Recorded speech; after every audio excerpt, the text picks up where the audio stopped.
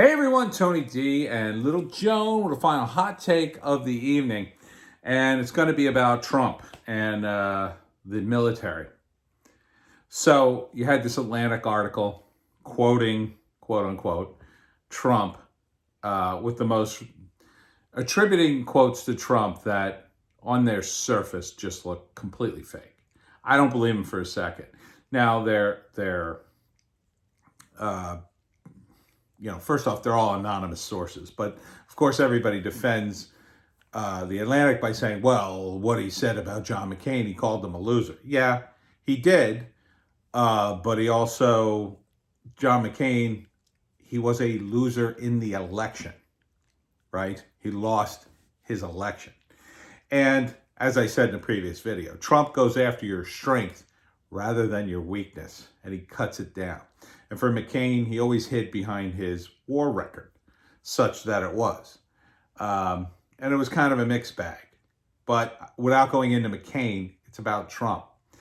And he said something pretty amazing that kind of just, it's one of the many things he said, but this was amazing in that he really is an ally of the anti-war movement because what he said was, the rank and file, I'm paraphrasing, the rank and file really love me, but I suppose the generals don't because they're too busy, trying to get jobs at the big defense contractors, which is something anyone in the anti-war community or libertarian community, we've known that for decades. This is a pipeline. In fact, I've actually worked in that industry, sort of, kind of.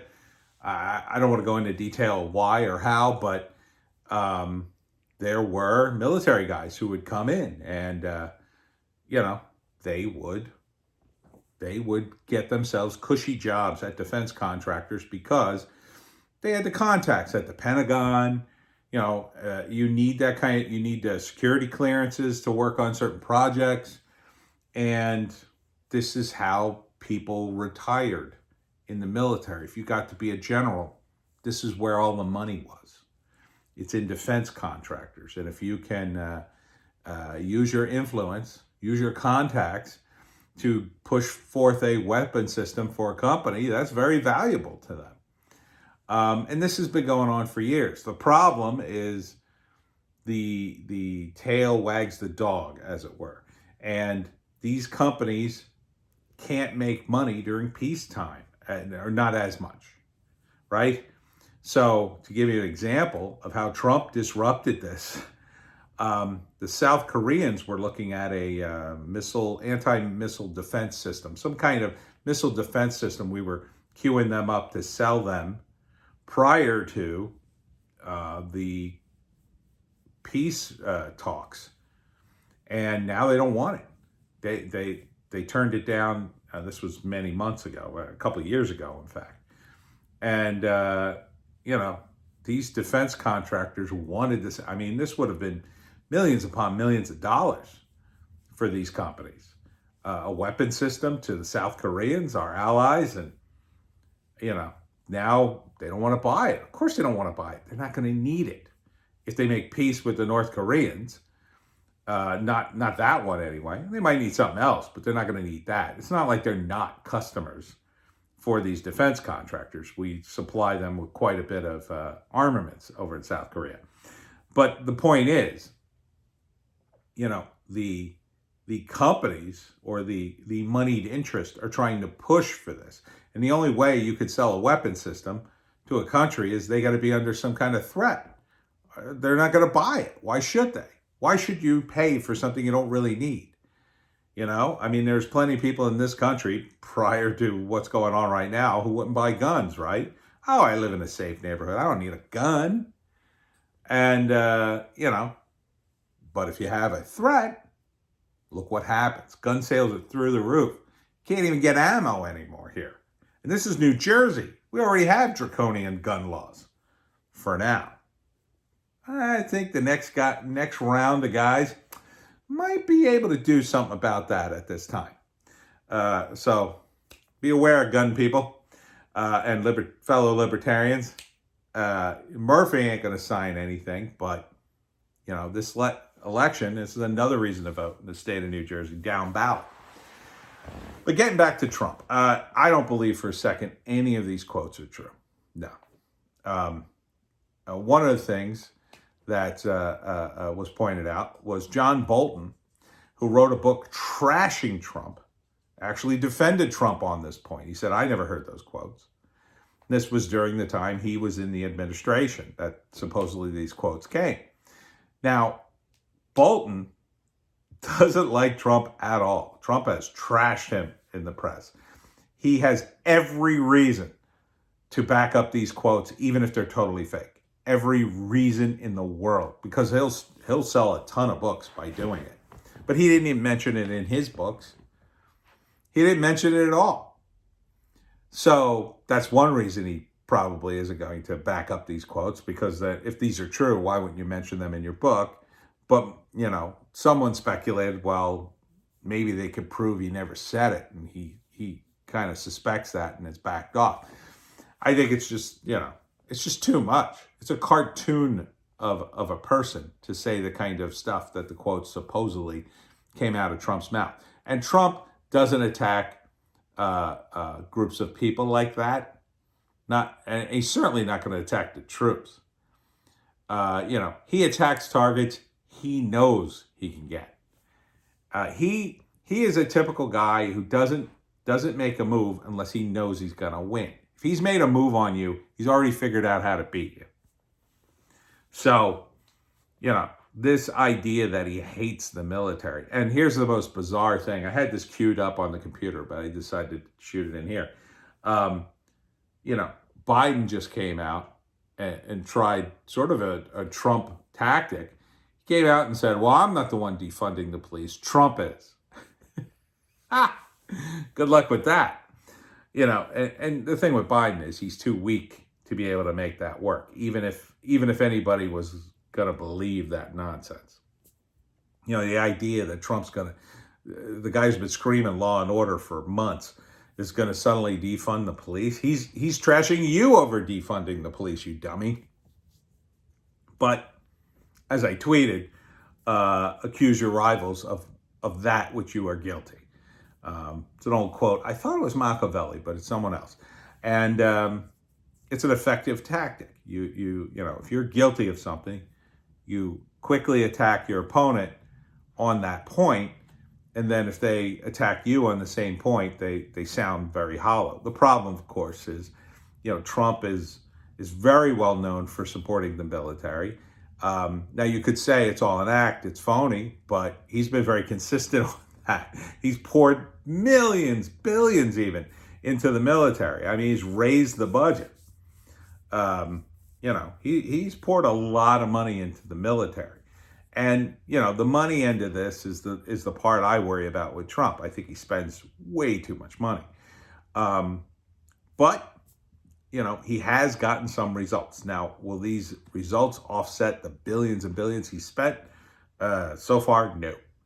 But, he seems to have a plan, seems to get results, Unemployment is down below 9%. It's at 8.4. The beer virus seems to be dying out. I mean, everything the Democrats seem to throw at him seem to get fixed, which is pretty impressive in its own way. I mean, there's just no denying it that the guy's anti-war, at the same time pro-military, that he's, he essentially nearly, we were nearly in a depression, and he kept us from going down there. He's kept the country going. He's got all these peace initiatives. It's not only the North Koreans and the South Koreans, which will happen, by the way. I keep arguing with people on this. They've torn down pieces of the DMZ. They've torn down guard towers, removed landmines. They've crossed the border. They've shook hands. They've got visits now. Now, is it all perfect? No, it hasn't. It's going to be many years. It took many years to build it up. It's going to take a few years to tear it all down. But, I mean, those are huge steps. I mean, the tensions in North and South Korea are way down, way down. Um, you've got his peace deal with the Taliban, which no one talked about. I mean, no one talked about. He's got a peace deal, like an actual peace deal in place to get the troops the hell out of there. And I think really he was attempting to get us out of there before the election completely, which I don't think is going to happen. But the forces are going to be drawn down pretty far. I think he's going to be under 5,000 in Afghanistan. I hope he withdraws most of the troops in the rest of the region because in order to, really get at Afghanistan, you had to have a supply line, and we had to go around a bunch of other countries that didn't want to participate in that. So I would like to see a bunch of all the military bases around Iran. I'd like to see a bunch of them go. I don't think they will. The Iranians, they're a problem. But at the same time, we're spending too much money over there. But, it's a huge step in the right direction. And finally, you got Russia. I mean, there were some people in my comments saying, China and Russia are two big enemies. I think China is the enemy. I think China is behind the scenes pushing for a lot of the chaos we see here. I don't see the Russians having much of a vested interest in that. Maybe a small vested interest, but not a large one. Because if we could cut a peace deal with the Russians, first off, there's a lot of business to be done over there. There's a lot of undeveloped land. We could build up the Russians like we built up our own country, build shopping malls and, playgrounds and franchises everywhere, because the Russians have embraced capitalism and they're a federation now. And the more they embrace that, the better we are. And if we have trade and a comprehensive peace deal, what are the Chinese going to do? We'd be aligned with the only other superpower in the world, plus India. India is our buddy, and then Europe too. But we basically, China would be left. It would be the Chinese and the Iranians versus the world, essentially. And maybe you could throw Hezbollah in the mix and a handful of other disparate groups, but that would be it. That would be it. We could run this planet with the Russians. Easy. And we kind of run the planet already, but not quite. But, the Chinese are a problem. So, and I think that's a second-term Trump maneuver. I think by his second term, first off, he's not going to have to worry about re-election. So he's going to be doing things that he wouldn't do in his first term necessarily, because just be too risky for the re-elect. But I think he's going to make a bold move towards Russia in terms of a comprehensive peace deal before he leaves office. The only question is, will the Democrats sideline that in some way? I think there's a very good possibility that there will be a red tidal wave and they will lose the House. Now, it's a long shot that they will lose the House, but I believe it'll happen. I can't give you any more specifics than that, other than that's my gut feeling, judging by, just how horrible the Democrats are. I can't name a single time they haven't screwed something up at this point. It seems like everything they come out with, the latest is this Kamala Harris going to visit Jacob Blake. It's just a dumb move. This is horrible, and their allies now. It's similar to what I said with what happened to Antifa, right? So when Antifa, as the ranks thin out because things are getting heated, the people who are left in the group are more and more extreme. They do more and more desperate things. And they get arrested quicker and quicker until they just collapse. I think the similar pattern is happening with the Democratic Party.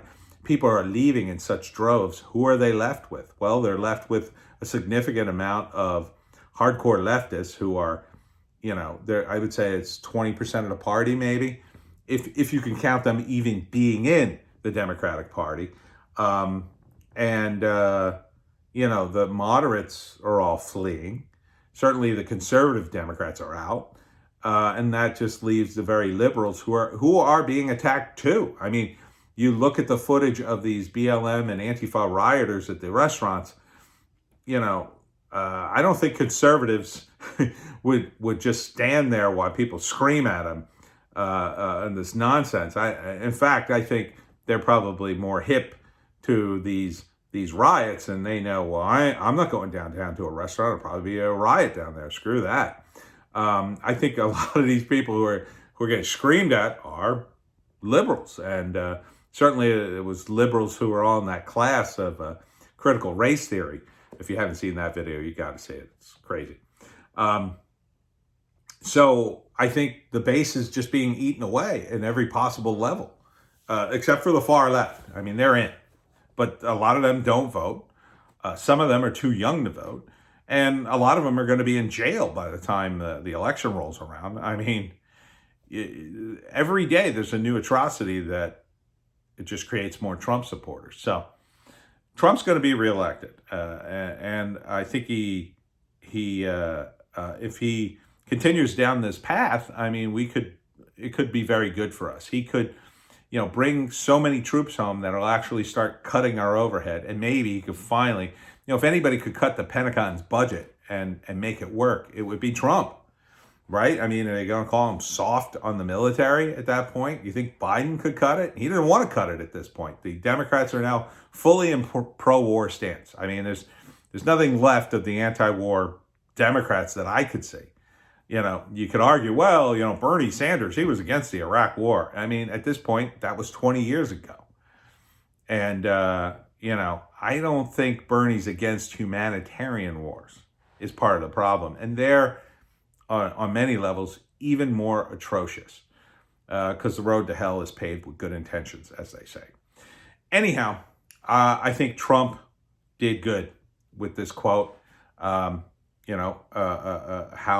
the generals hate him, but the soldiers love him. I think it's true because just like when Ron Paul ran, it was very similar. A lot of soldiers were big on Ron Paul because he was anti-war.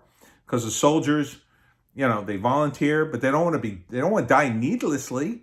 Who wants to die needlessly in a war that makes no sense? Who wants to go overseas and oppress a bunch of people, point your guns and shoot at people that you don't even know, you can't even speak their language? It's not what the Army's for. It's for defending this country. It's defense, not offense, not occupation. So good on Trump. And that's it for today. Thanks for seeing my hot take. Smash like and subscribe. Please check out my books, Wokistan, a Novel, and The Pineys. We'll see you tomorrow.